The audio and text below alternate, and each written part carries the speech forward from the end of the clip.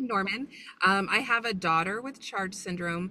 I'm also in the field of education and had started my career as a school psychologist. In the state of California, I also have a private practice as a licensed educational psychologist and also do community support for families in California.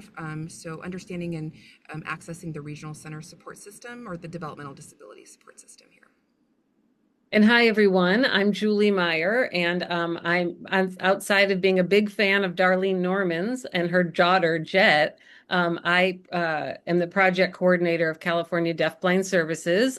We were given a list of all the questions and all the attendees ahead of time. So there's a lot of people out there that I know, and I'm happy to see California represented, but many other people I know from the Charge Network. And yeah, I've been lucky enough to be working with children with Charge for about 15 years. And I was mentored under this guy. I don't know if you've ever heard of him. His name's David Brown, but he taught me a few things. And so we are happy to be here tonight. And we have a lot to cover. So why is this not moving? Okay, here we go. So here's our plan for tonight. And honestly, we could talk about each one of these topics for the whole 45 minutes. And we also saw your questions, and they range from questions about very young kids to kids who are young adults who are leaving the school system and all kinds of things related to either goals or placements or specific strategies. So we can't get to everything, but we hope that we'll whet your appetite so that you'll understand how important it is to make sure that deafblindness is clearly detailed and present in an IEP for most, I would say almost every learner with Charge syndrome. So we're going to hit on some assessment, important things to remember during assessment. We're going to talk about what should be considered for developing goals, and we're going to give you some great resources for that. So we won't go too deep into that, but you'll be leaving with resources. We'll talk a bit about eligibility for services because that comes up a lot, especially in the technical assistance I provide. And then we'll also cover, and that probably other state deafblind projects provide. We'll talk about sensory access considerations in multiple areas, and then accommodation services and supports, and you'll have a little toolkit. Now I'm going to hand it to Darlene, who's going to take off with assessment. Yeah, so we just want to acknowledge that individuals with Charge syndrome might have a combined vision and hearing loss. So deaf blindness becomes a factor. We also recognize that it's a spectrum and that not every child will have both, but they should always come into consideration because of the factors related to how Charge syndrome presents from a biological standpoint, and that sometimes needs change over time. So we really want to impress upon the fact that deaf blindness is a dual sensory loss, and that when that takes place, that there's clear documentation, not only in the eligibility considerations, but on every section of the IEP that describes the student and their needs. So the next 3 slides are just to highlight that how would we recommend preparing for an assessment. And so when you're working with your child's multidisciplinary assessment team, there needs to be a variety of considerations. You will have a very large assessment team because of the varying needs, even at an early age. And sometimes those team members change over time. They might increase, they might also decrease, because as areas improve, students may no longer need certain things. So just be prepared for that. So it really is important for the assessment team to understand the various things related to hearing loss and vision loss. What are the causes of these losses? What types of losses are they? What degree of loss is experienced? And when did the loss occur? Because it can change over time, and sometimes it gets worse. There might be instances where it might get better. Those might be a little more rare, but there are certain circumstances where the loss is based off of something that's temporary in nature. So these are things that need to be considered by the assessment team. We're also very much informed about communication and that families will be driving modes of communication. So it's important for parents to identify what their desires are for their individual child, and they can come in the form of American Sign Language, tactile ASL, pro-tactile ASL, also native spoken languages that might be spoken English, spoken Spanish, and a multitude of other languages that families may have, and also the use of technology, whether it's low tech like pencil paper or tech based such as an iPad that might be of assistance. There's a lot of cultural norms that also need to be acknowledged and followed. Deaf culture is very specific, and it could be the big D, capital D, or a little d that the individual student is immersed in the family themselves. There are also other norms within the low vision and then the deafblind communities that need to be adhered to. And so as a family, you get to express these desires and what you want for your child. If you have not yet heard of the Bill of Rights for deaf and hard of hearing and visual impairment, we do have links in our slides that we would encourage you to click on or do a quick online search to find resources. The links will take you to the statement as to what rights do deaf-blind children have. And because there's 2 sensory losses to consider, there's a lot of things that need to be put in place. And then I do have a specific slide about expanded core curriculum that we are going to touch on. Common Core is essentially what we think about reading, writing, and math. But expanded Common Core is there's so much more to the learning needs and environment for dual sensory loss that needs to be included in the IEP and the assessment. All right, I mentioned the large team. So one of those important team members is a teacher of the visually impaired. And it is instrumental that they are one of the first team members that are included and begin the evaluation process, because it will be necessary for all the other assessment team members to be familiar with what that information entails. The functional vision assessment and the learning media assessment will describe the access points that students have. Are they able to access print, large print? Are they able to, or do they require Braille, for example? Communication interpretation needs. If the student has ASL as their primary language or more of the specialized tactile or pro-tactile, you will need to identify assessment team members who are proficient in these communication modalities and or rely upon an interpreter who will assist. There are oftentimes not assessment team members who are knowledgeable or experienced in the primary language of the student, and that's a factor. The next 2, it's an acronym, RIOT, ISIL, and it's a matrix. And so it is also another term that I would encourage people to do an online search for to learn about. But essentially, there's a variety of ways that assessments can be conducted. Many assessment teams want to rely upon testing measures, standardized testing measures, but for individuals with deafblindness, there are very few standardized tests that are adapted or appropriate. It doesn't mean we shouldn't use them. It just means that we have to carefully consider when we use them and if they should be used for qualitative information purposes versus quantitative. And that means, are scores important, or is the description of the student and how they present more important? And there's lots of rich information that you provide as parents to the educational team. The educational team is also able to provide a lot of information in the form of interviews and observations. Instruction, curriculum, environment, and the learner themselves are always going to be at the center for the review of records, interview, observation, and testing. And then to quickly touch on the last 2 points, assistive listening devices might be used, and that they need to be incorporated if for access purposes, such as FM systems, hearing aids, and other low vision tools. There is a marvelous, beautiful video called "What is Language Deprivation" by the Niall DeMarco Foundation. He's a deaf man who has a wonderful foundation that promotes the understanding of language needs.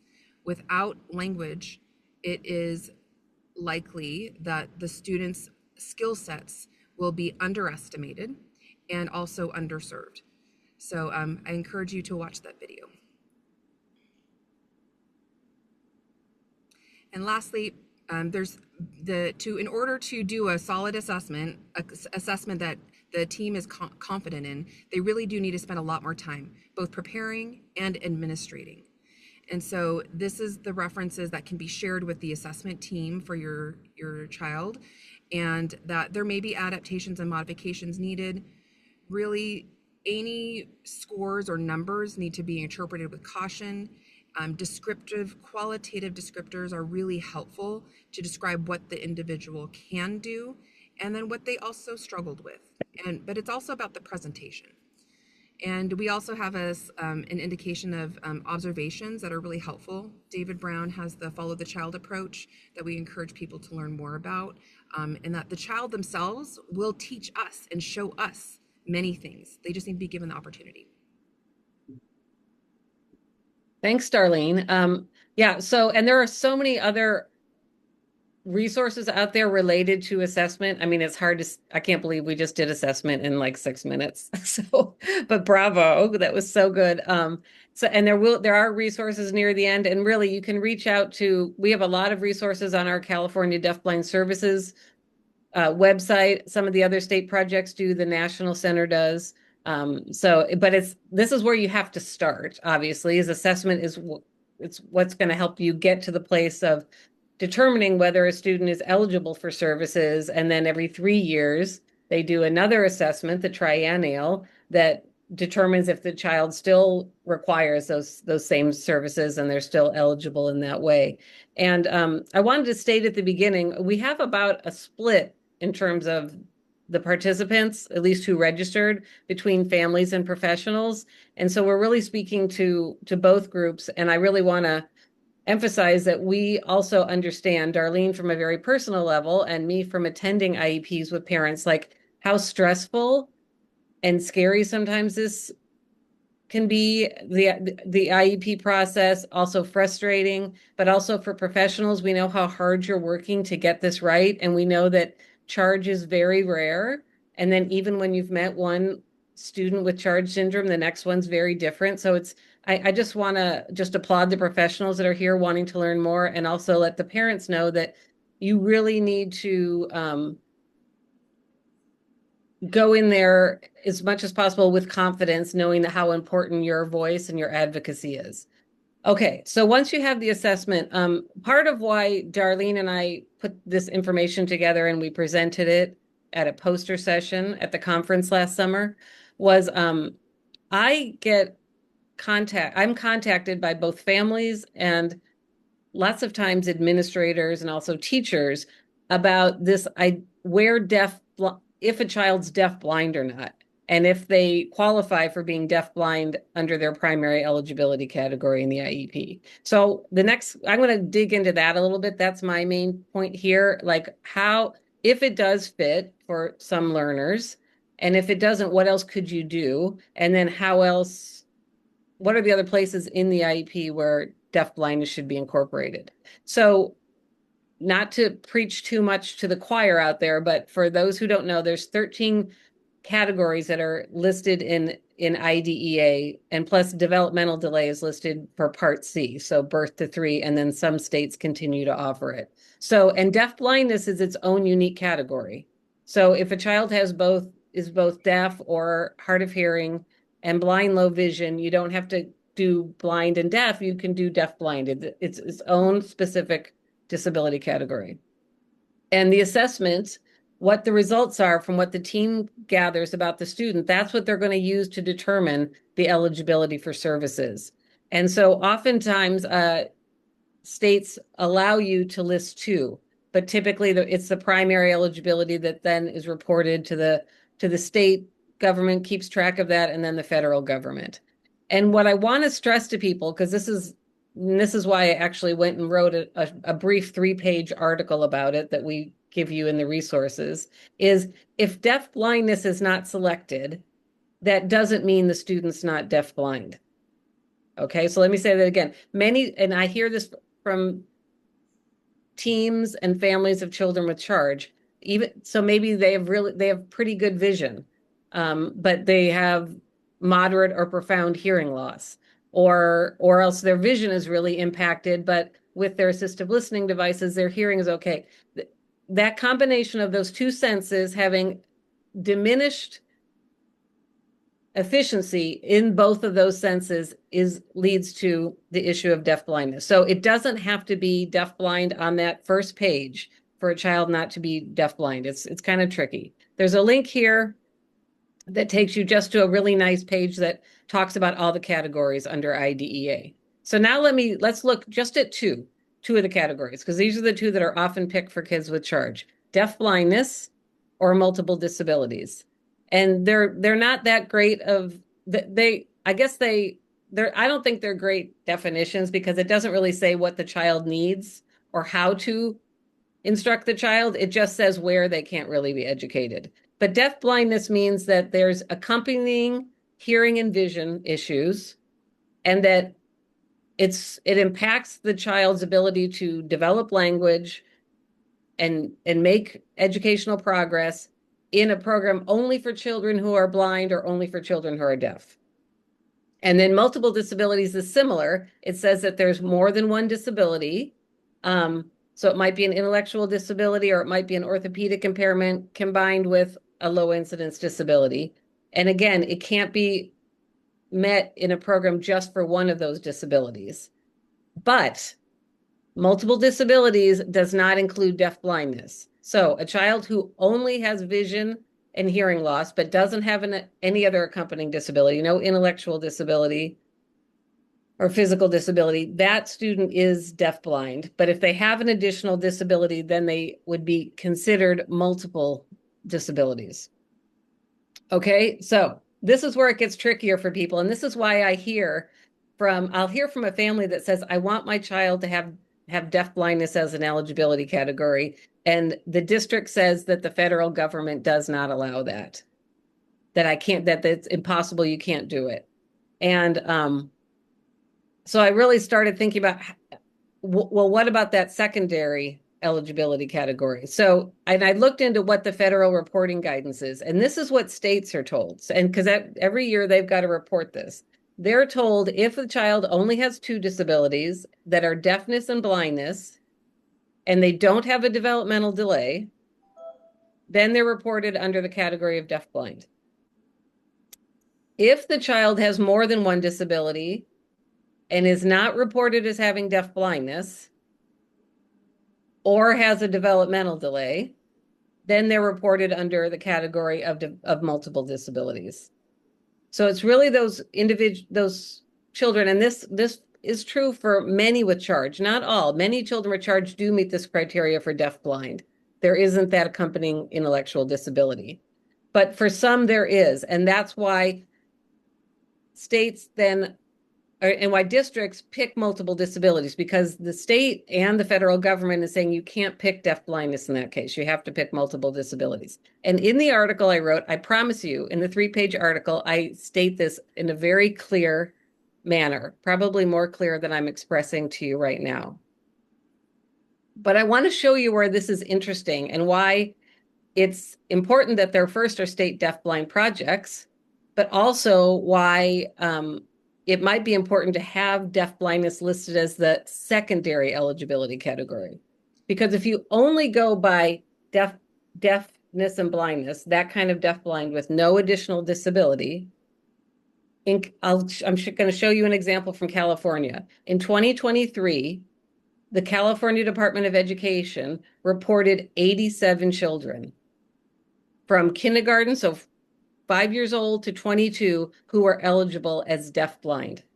So they only had deafness and blindness. So that is probably children that may have Usher syndrome, they may have Alstrom syndrome, they may have Charge syndrome. Okay. Every state deafblind project every year does an annual child count as well. That's one of the mandates of our federal funded grant. In the same year, when we counted, and we counted 0 to 3 as well, so we counted from birth to 22, but that's a relatively small number, that 0 to 3, how many children there are.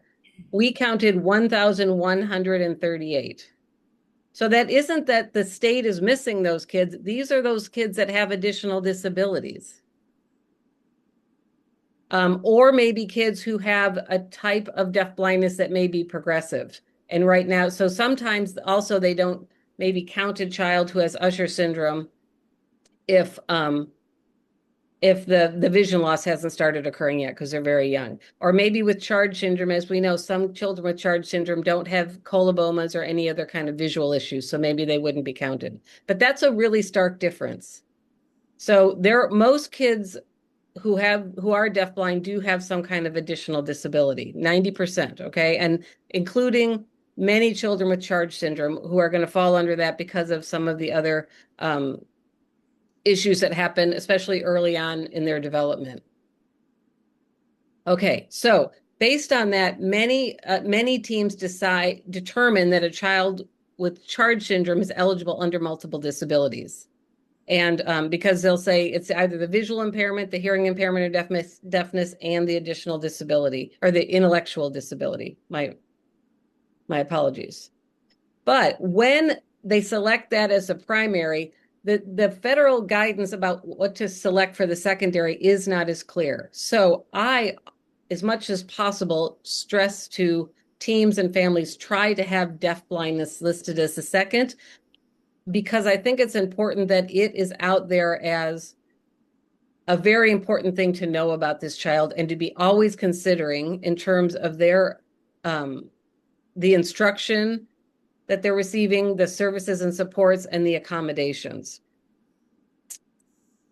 But that is not always the case. And as I said earlier, sometimes deafblindness is not selected as either one of the eligibility categories. And that is okay. It doesn't mean that they're not deafblind. It just means you don't have it right there at the front of the report. So I do tell people, don't stress if the district really feels like it's important that they're listing something else, okay? So here's what I offer in that article, and I offer when I talk to people during my technical assistance or consultation. As I just said, deafblindness if you can. It's because it keeps everybody focused on that, on both the visual and auditory access needs. In some cases, it may make sense for visual impairment to be selected, say in a situation where maybe a district or has a very strong program for students who are blind, low vision, or have vision loss. And maybe there's a lot of assistive technology used in that program, but it's a program that's designed for students with vision loss and additional disabilities. And if this student has fairly good functional hearing and assistive listening devices are working and they're not using, ASL is not their primary language, that might be an appropriate program for them. And it might be important on the IEP that vision loss is listed as a secondary category underneath multiple disabilities. I've met other families. In fact, there was a family I just worked with 2 years ago that this was a parent that was she had always had deafblindness in the IEP from early on as the secondary, but she really wanted to now move to deafness because she really wanted the focus of the team to be on his need that he was going to be in a classroom where there was exposure to sign language. And so having deafness listed underneath multiple disabilities, then deafness, was a way for the district to then ensure that he was served in a program where ASL was going to be a language that was offered in terms of instruction and communication. And then another one that is sometimes considered is other health impaired. And that's a nice one to kind of address some of the issues that come up with individuals with charge because of their health needs and their needs for sensory breaks, the high levels of fatigue that some of them may need. So sometimes that's listed in terms of ensuring that the student has all those kinds of accommodations and services included in their IEP. And then in the article that I wrote, most of it is actually focused on these 5 circles, because if it's not listed under eligibility, because again, in some cases it isn't, there's still so many other places where it should be included in the IEP. So first, under present levels. So that's either in the assessment reports, there's always then within the IEP a short bit about each area of need. And so there you're talking about what the student's skills are in that area, but you're also talking about their particular support needs. And you can also be talking about what their interests are and also the types of uh, equipment or accommodations that they use. So that can be written just in those front parts of all those goal pages. There's a section called special factors that includes assistive technology. So does the student qualify and need that? Does a student need specific instruction or specialized services for their vision loss? Does the student need specialized instructions for deafness? So that's not only it being in a deaf ASL environment. That's also any other all the other instructional techniques that are used for students who are deaf, hard of hearing. Do they have behavioral needs? And are they low incidence? And students who are deafblind, so students who are either deaf, hard of hearing, blind, low vision, or deafblind, or orthopedically impaired are all eligible for low incidence. So all those areas, again, you can be talking about the students and really clearly in detail writing about the students' needs in each of those areas. Obviously, programs and accommodations is a great page to be listing all the different equipment, the adaptations that are being made to the curriculum, but also to instruction, sensory strategies or interventions that are being used, behavioral strategies. We're going to show you a nice example there. And then after they talk about services and supports, there's also another section called other services and supports, which is related to what the team needs to implement this IEP. And that's an area to put in possibly that the team may need training in deafblindness. They may need to have consultation from the State Deafblind Project, or they may need training in charge syndrome specifically. And then finally, one other place is the offer of FAPE. So that's the free and appropriate public education. So what the district's offering for the program. And they have to list everything that was discussed at the meeting. So it's not just the program that they've decided to say, this is the one we want. They have to talk about every other option and program that they discussed. So whether that was general education with supports, if it was a deaf program, a visual impairments program, all of it. So that's another place. If they've talked about services in a deaf environment or an environment for students with vision loss or in a general ed class with supports, those should all be listed there. And I think I'm passing it back. Yeah. So I just want to encourage parents at any time to, and actually school district personnel, to invoke the services of the technical assistance team of the State Deafblind Project. We elected to do that early on. It actually was initiated an early start by the low vision teacher for my daughter. And ever since then, like, it has been really instrumental. And it sets the stage for when you're building, starting the IEP system and building upon the identification, but also the needs, because needs change from the early developmental stages to when you get to high school and post-secondary programs and things like that. So we do want to highlight the expanded Common Core curriculum, and I want to emphasize that this starts at birth. So even as early start teams, the IFSPs that get developed, families, the rules and supports do change from an IFSP to an IEP. There's more of a family and home focus to then school-based and what that looks like. And so considering the continuum of deafblindness, there are several bullet points here, and there are a few that cross over into the deaf, hard of hearing and the blind, low vision categories, such as self-determination and technology, career education, particularly as the students get towards transition age, typically age 14 and up. And so, but there are so many categories here under audiology, family education, skills, educational success, advocacy, social skills, whether they're social emotional or social interactions, are really important components. And so it's not just about functional academics or academics overall. These are all things that need to be considered at every age and how they apply. So some might be incorporated early on, and some might be added in over time. But educating yourself and reading about the expanded core curriculum in each of these areas will help give the team a, a foundation of where to start talking about the student. And they also type into the Bill of Rights that students who are deaf, hard of hearing, and low vision have. And so these are all important topics to really support the varying student needs. But especially as they get to transition age, there's a lot of changes and focuses about what the future entails for the student, what the student is interested in, what the family would like to help the student achieve, whether it's a diploma or an alternate diploma or a certificate of completion. Many things can go into supporting the student.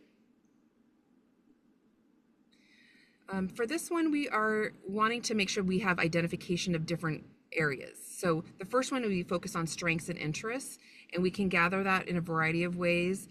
Students produce a variety of work as part of their school day or program participation.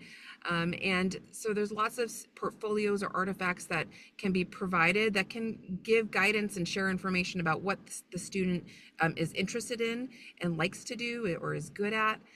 Parents, you're going to be a valuable resource to share about your child and what they're like in multiple environments, in the home, the community setting, medical appointments, and what those experiences are. And observations from all team members are going to be valuable. What do students gravitate towards in different environments? Because they might be consistent across various environments, but they might be different as well. And sometimes specific interest inventories are helpful. There are ones that become available for the student to participate in as they age up, but otherwise they do incorporate the family and what educational staff see. And Darlene, this is Julie. If I could just jump in here, this part is so important. I feel like for students with multisensory issues like children with charge, because lots of times the report that comes out is showing all these deficits and all these things that the child is not able to do or where they're not on par with their peers. And I've always felt that there's nothing you can do with that. I mean, that maybe that's interesting information to somebody, but how is that going to help you select a goal for a student? So it's much more important to find out what their strengths are, what they're interested in, where were they last year compared to where they are this year to build those goals. The next is identification of needs and priorities. Again, there's so many team members that are going to be included. It can be a lot, sometimes overwhelming. And sometimes it also means that you have longer meetings or multiple meetings just to get through the information. And so but when we talk about needs, they often are derived from identified deficits, but they also need to be about student-centered areas of growth. And so what are the focus areas? And so our students who are deafblind can have many goals. I've seen IEPs, that can bridge into 30 goals. And I know team members might panic when there's that number of goals. And I will say, I am not a proponent as a professional and as a parent to say that the more goals, the better. It's actually the opposite. I think there are some goals and areas that can be developed that actually are consolidated to encompass a variety of team members to be inclusive and responsible, to address specific needs that where foundational skills might need to continue to be built, but the overall annual goal is a rigorous goal that's identified and can accomplish things. It can and will take explanation on the team's part to discuss what that looks like. So I just want to highlight that it's important that the annual goal is developed in a way that reaches for a rigorous attainment, and that there might be some micro skills that continue to need to be developed, and that's okay. And there are going to be circumstances where you do need to be very specific and detailed in the minutia of how it's written, and that's understandable too, especially if there hasn't been accountability for progress or service delivery. That might be a need. But just know that it's not always necessarily that the more goals the better, because it can be a lot to manage for large teams. And so it's really about the whole overall child, and where many of these skills might intersect. So we really want to highlight collaboration, multidisciplinary collaboration. All right, and so these are the various IEP goal areas that can be identified, and sub-skills.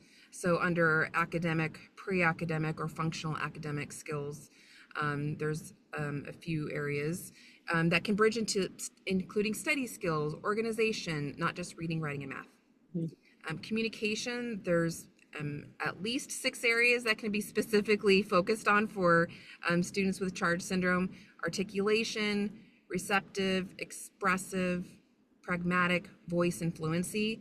I mean, these are all things that I know that from personal experience, we've talked about each of these for my daughter.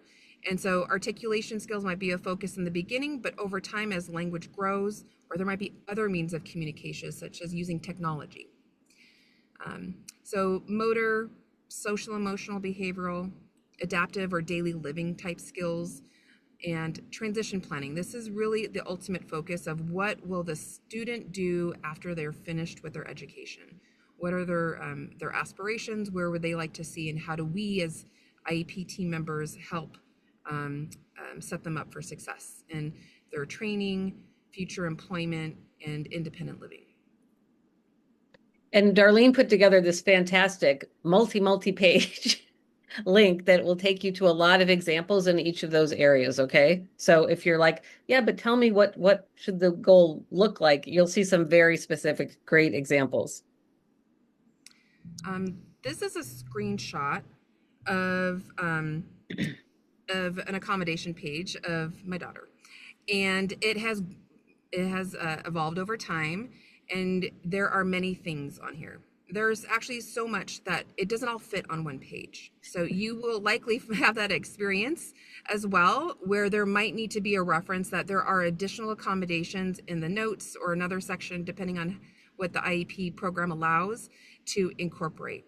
But you'll see a lot of references for low vision needs, such as large print. So it's going to be individualized to the learner and what their needs are. There might be a reference for Braille if that's something that's for low vision need. Lots of information about deaf access for FM systems, low vision. Another one is the long cane for mobility and use, or a monocular to be able to pinpoint visual access needs. There's also a lot of accommodations listed in here for social, emotional, and sensory needs. That is often the case for children with charge, is that they need a variety of strategies that get taught to them and that they work on implementing for independence, but they also might need support from the individual staff members to help provide that, such as providing extra breaks. But we really want to teach the students their own self-determination of like recognizing that when they need a break and how they communicate that so that they are more independent with it.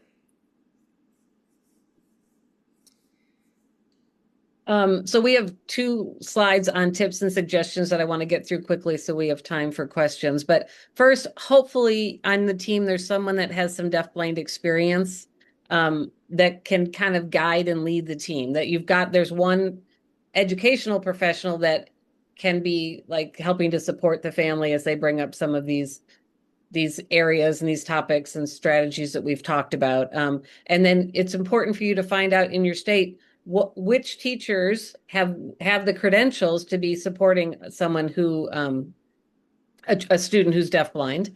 And then as they present reports, be looking in the reports what are the interventions and supports and accommodations that are being talked about, like what's currently being used, what's needed, and those are the types of things that you want to make sure is documented well in the IEP.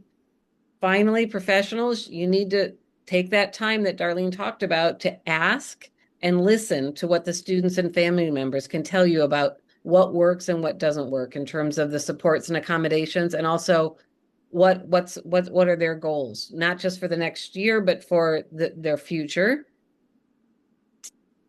Um, and as much as possible in the IEP, describe their access needs, the services and supports, and accommodations and modifications very clearly and with as much detail as possible, so that when this IEP moves to another team, they understand what is needed.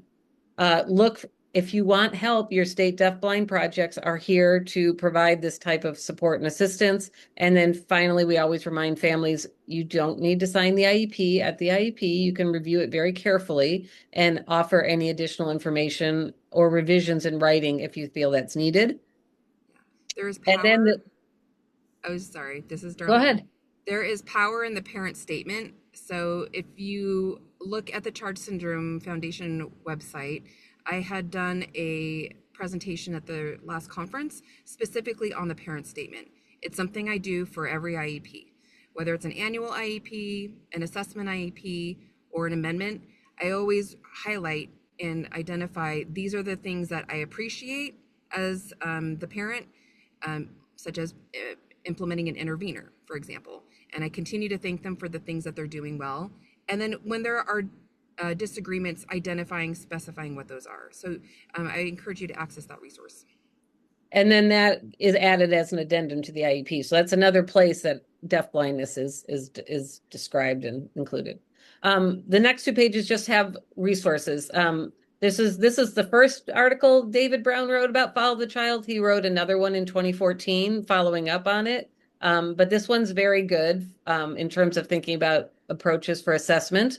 And you can find the other one on his little list on his Facebook page or on most deafblind project pages.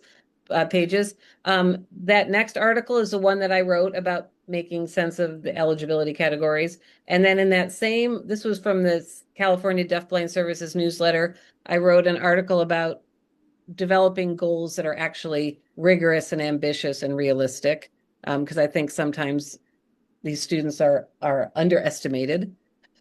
And then the National Center has a nice practice guide on appropriate assessment strategies. So that's useful for professionals and families. And then Darlene, do you want to talk about the last three? Yeah, so this next one, the guide resource, it's titled "A School Psychologist Guide to Deafblindness," and so it's an excellent resource for looking at the assessment lens and sharing it with educational teams as when they plan for assessments. Even though it's identifies school psychologists, it's very much appropriate for all assessment team members to have access to and read, and as a family member to learn more about. As we've mentioned, deafblindness is a really a complex topic, and so there's a web page here with references for assessing and understanding sensory loss. This is a resource that has been generated through a presentation that I do with two of my school psychologist friends, one who supports a deaf hard of hearing program and another who is a school psychologist for the State School for the Blind.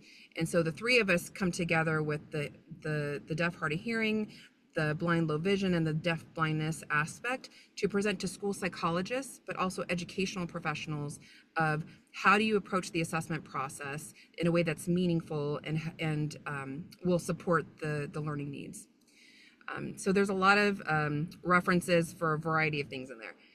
And the last one is the resource document for deafblind IEP examples that I put together as a Google Doc. It's also available through the Charge Syndrome Foundation website as part of the resources that we built from the conference this past summer.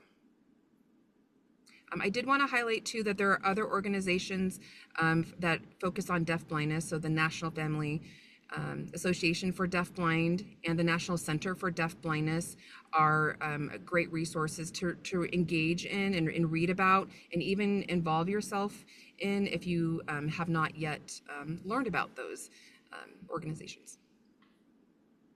And then there's our contact information. And I'm going to stop the share. And I think I saw some things were popping up in the chat, but we also have some of the questions that came prior to the. So, Lourdes, how do you Yes, want to do it for the last 5? yes, definitely. Let me let me help with that. We have a couple of good questions. Thank you for the presentation. It was Mhm. very informative. I was also sharing with the group that we're going to be sharing your slides with everybody that registered so they could have access to all of those Yeah. wonderful resources and links. So we have a question. The first question is, if a child is listed as deaf-blind as their eligibility, but does have an intellectual disability, should it be changed to multiple disabilities? Oh, deafblind is the first? Yes. But they also have intellectual disability. So Yeah. because of that, should it be changed Well, to multiple? I mean, I think it's great that it's listed, so I think I would say, but it's not how it's described under the federal guidelines. But if that's what the district's offering, I don't know what state this this and perhaps that state has a different. But in California, our the definition for all the categories is the same as it is under IDEA, and that's true for most states. So that's interesting. You don't often see that. I would say it's okay in Yeah, that they're both yeah, listed. yeah. And so it does not mean that multiple disabilities has to be Mhm. selected because and it's okay if it is. It would just be really important to have that specified in the notes what that exactly means because there's two disabilities that are being combined together. Mhm. Mhm. Yeah. Then the second question is, how do we know what accommodations are possible? It was very helpful to see the screenshot side, Darlene. Thank you. Yeah, so I think the one of I'm just going to reiterate going to that resource document. It's a Google Doc. I typed in a long list, and many of these will apply at early ages and still apply at older grade levels. And so, I think there's a lot of resources that can be identified by doing searches, or if people would like to use AI to find some that are references, I would encourage people to research what accommodations might be appropriate. But I think the ones that are listed there, it's pretty comprehensive, Mhm. and we got those in early, and they pretty much stayed stagnant. Some of the details might evolve over time, but putting them in place early is will help because then they just kind of stay there because they're oftentimes not going to change. And if I could just add, typically, oftentimes, who's putting the thinking of the accommodations is your teacher of visual impairments will list all the vision ones, and then the deaf hard of hearing teacher and the audiologist are going to list the ones related to hearing or Right. deafness. The occupational therapist hopefully is listing a lot of the sensory and physical ones. So hopefully it's not up to you as a parent to come and know everything. So hopefully it's the different related service providers and teachers on your team that are going to say, oh, he needs to have a slant board. Or where you might need to really push, though, I think, is for things like, and David Brown's going to love this, seating, like that they have the right like supports and things like that, or that you're allowing them to lay back down and cross their leg over their knee so that they can read this book. So there might have to actually be something specific in there that they don't have to sit at a desk to do their work all day, and that they have the proper seating and that their feet are on the floor. They might need to have stretchy bands, things like that. So that's where you might have to have people think a little bit outside of the box. Yes, taking accommodations to like physical accommodations, literally. Yeah, yeah. All right. So this question's hard. What can I do if the school system says that they cannot enforce teachers or teams to take technical training? I'd say it needs to go in your parent statement Hmm. and continue to document it. Yeah. I mean, they need to give you a reason why that they're not going to engage in it if they feel they're proficient and but they're showing you that they're not.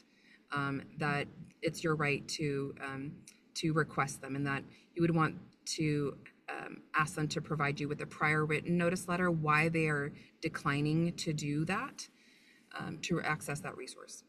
But you know, I'll pass. I agree. And what I would add is that I think sometimes some people by acknowledging or requesting technical assistance, they feel like they're acknowledging that they are not skilled or that they don't know something, and they feel like they're being evaluated. So I think as much as possible to help them understand that technical assistance is just consultation and provision of supportive resources. Like we are the Deaf Blind Project is not here to evaluate you. They are here to help and assist you. And it's so, this is such low incidence that it's very rare for you to have a child like this. And there are people that have special expertise. So, and if you can even find one champion, one person on the team that's like, I want that help, that person can get it and they can bring it back to the team.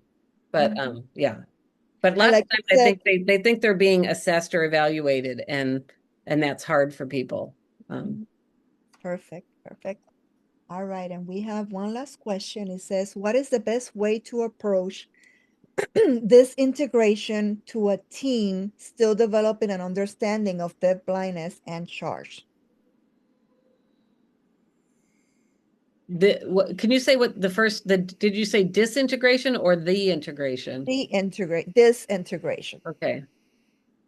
So I would recommend picking a few key points to focus on. Mhm. And they might, so identifying a theme as to what are the needs. And I would probably indicate that it's likely under the umbrella of communication, Yeah. and then likely behavioral components. And those two are intertied. And also, accessing their environment are often going to be a few things. So, being able to specify and identify these are a couple of areas of focus. And if you have to get more specific, that's totally fine. But though I would say those are often the areas of challenge, and that you to not give up. Essentially, like if they continue to be issues or the student is struggling, you're seeing behaviors as a result of them struggling. That's your method to continue to advocate for those topics of how we need to focus on deafblindness. Yeah. Yeah, absolutely. All right, great answer. So I don't think we have any more questions for now. However, I do have good news for our parents joining in. Next week, we're gonna have our parent recharge hour, which is kind of like our virtual meetings between parents where we share tips, experiences, and support each other. This is gonna be our topic. We're gonna talk about IEPs and um, our experiences, and we could talk a little bit more about this, what we learned today. And if you still have any more questions, you could join us next week. We're going to have a session on Tuesday, 5 o'clock Central, 6 o'clock Mountain time, 7 Central, and 8 o'clock Eastern. And on Wednesday, we're going to have a really nice time, very suitable for our friends in the Western area. It's going to be at 7 o'clock Central time, 8 o'clock Mountain, 9 o'clock Central, and 10 o'clock Eastern time. So we will also share the sign up for that if you want to join us. And also, I would like to make an announcement for the next Ask the Expert. We are going to have Dr. Kim Blake and, Oh, yes, Claudia Jennings. They're going oh, to be talking about medical issues in adults with SHARS syndrome. So we hear this a lot, and I think it's going to be a wonderful opportunity as well. So just wanted to share those resources and circle back to our wonderful presenters tonight. Thank you, Julie, and thank you, Darlene, for this you're welcome. wonderful information. Very, I know that's going to help a lot of families, and we'll hope to have you again soon. So, thank you so very much for everyone that joined us today. We will be sharing the links for the recordings and the slides as a follow-up in the next couple of days. So once again, thank you, and you'll have a wonderful night. Thanks, everyone.